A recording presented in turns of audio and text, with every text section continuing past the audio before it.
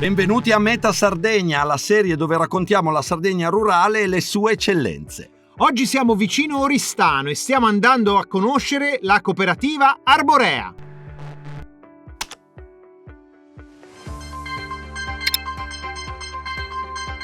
Pronto? Nottata difficile, eh? Abbastanza. Allora, che ne pensate della puntata? Prima fatemi capire una cosa, perché insistete così tanto per avere questo nuovo format? Perché questo territorio così unico ha bisogno di uno sguardo altrettanto unico, cioè l'unione di noi e voi. Vabbè, questa segniamocela che ci può servire per un'apertura di puntata. Vabbè, Fede fa il prezioso, ma sì ragazzi, la puntata ci è piaciuta, su. Vi abbiamo inviato un documento di produzione aggiornato, ok? Buon lavoro! Ciao!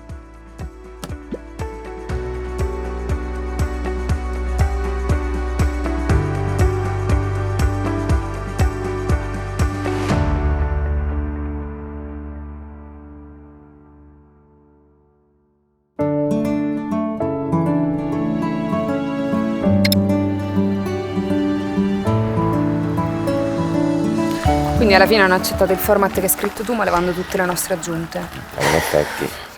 Ragazzi, mi dispiace tantissimo che non abbiano accolto i vostri suggerimenti, però in parte questo è il cambiamento che volevamo, è la nostra vittoria.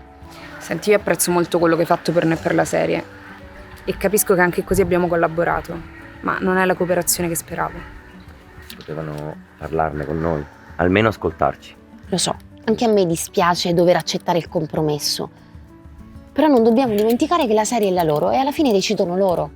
Ciao, ciao, benvenuti. Molto piacere. Piacere Marco.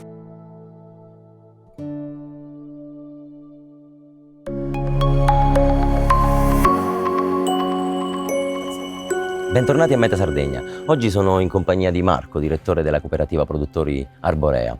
Marco, quali sono i 3 valori principali della vostra cooperativa?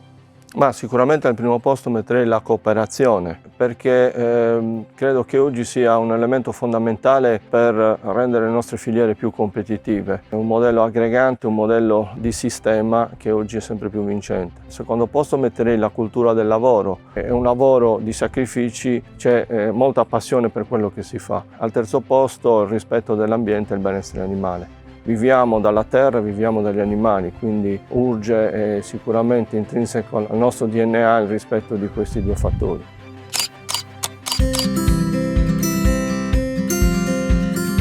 Noi fondamentalmente ci occupiamo dei servizi dalla cisterna del latte, possiamo parlare così, in giù, quindi ai servizi tecnici, ai servizi per quanto riguarda la produzione del latte vaccino, dell'ortofrutta, delle foraggere. Serviamo i soci con le sementi, con i fertilizzanti, con i mangimi. Sostanzialmente facciamo gruppo d'acquisto con volumi molto importanti per cercare di trasferire questa competitività ricevuta nell'acquisto ai nostri soci. Bene, siamo pronti, possiamo iniziare. Eccoci qua nel nostro punto vendita Spaccio. Qui si concretizza tutto il lavoro che avete visto prima nelle linee di confezionamento. Direttore, vuoi raccontarci la vostra storia?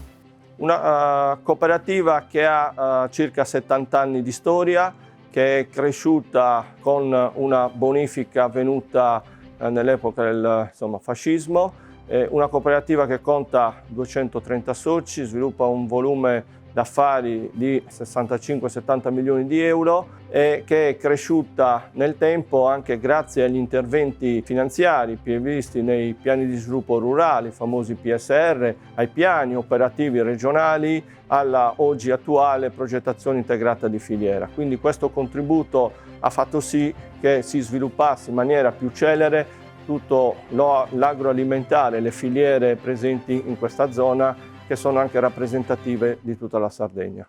Hai visto? Avendogli inviato il nostro doc, tutto funziona a meraviglia. Ciao!